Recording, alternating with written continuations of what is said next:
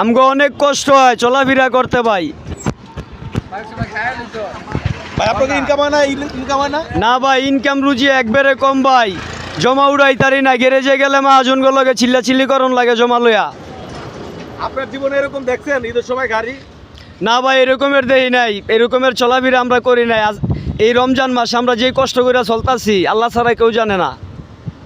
এগুলো সব গাড়ি সিরিয়াল, কোনো টিপ পায় না সকাল থেকে? না ভাই কোনো টিপ পাই না, সকালের থেকে বইয়া রইছি, 5টা বাজে আয়া বইছি, এই পর্যন্ত মনে করেন একটা টিপ মারছি 200 টাকা।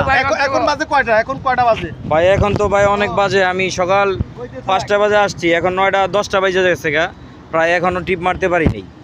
গাড়ির জমা হচ্ছে 1200 টাকা, তারপর হচ্ছে আপনার এই 300 টাকার গ্যাস লাগে, ঠিক আছে, কিন্তু মালিক মহাজনে 1 টাকাও কম নেবে না। দেখেন ঈদের বাজার কোনো ট্রিপ নাই, ট্রিপ থাকবে কিভাবে? দেখেন অটো চলতেছে অহরহর মেন রাস্তায়, কোনো লাইসেন্স নাই, কিছু নাই, অটো চলতেছে, দেখতে পাচ্ছেন?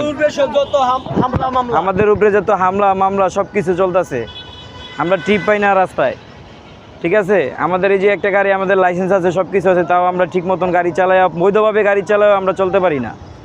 তার মানে এই দেশে অবৈধগুলাই চলে, বৈধ কিছু চলে না? বৈধ কিছু মানে যে দেখা যাইতেছে এখন, মনে করেন আমরা তো বৈধ হিসাবে চলতে পারতাছি না, অবৈধ যে অটো রিক্সা, কোনো লাইসেন্স নাই, কোনো ইয়া নাই, কোনো ব্রেকিং সিস্টেম নাই, ঠিক আছে?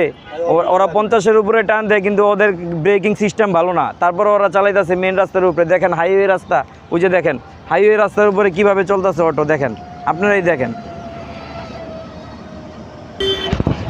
বর্তমানে যা হচ্ছে এই দেশে সবই অবৈধ চলতেছে, বৈধ জিনিসের কোনো মূল্য নাই। আমি ডক্টর মোহাম্মদ ইউনূস স্যারকে বলবো যে এই দেশের প্রতি, এই মানুষের প্রতি নজর দিতে, ঠিক আছে? ওই যে ওই ভাই